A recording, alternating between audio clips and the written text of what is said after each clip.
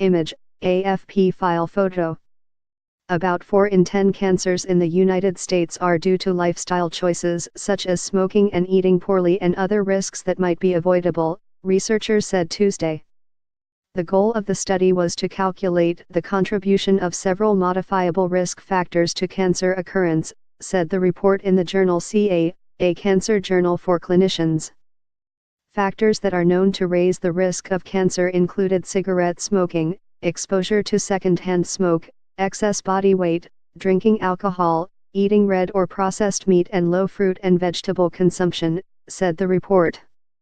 Others include not getting enough dietary fiber or calcium, lack of exercise, exposure to ultraviolet light and the sexually transmitted infection human papillomavirus, HPV, which can cause cervical and genital cancers as well as tumors in the head and neck region. Researchers analyzed the prevalence of these known risk factors and the extent to which they increase cancer risk to estimate the proportion of cancers they cause. Then, scientists applied these proportions to current cancer data to estimate the number of associated cases and deaths for 26 cancer types.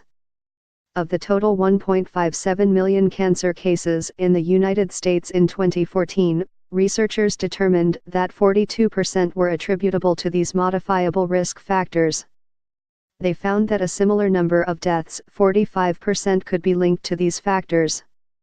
The top risk was cigarette smoking, which accounted for 19% of cancer cases and nearly 29% of deaths.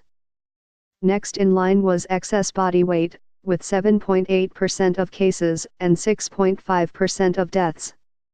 Alcohol came in third, responsible for 5.6% of cases and 4% of cancer deaths. UV radiation was estimated to cause 4.7% of cancers and 1.5% of deaths. Physical inactivity was responsible for nearly 3% of cases and 2.2% of deaths.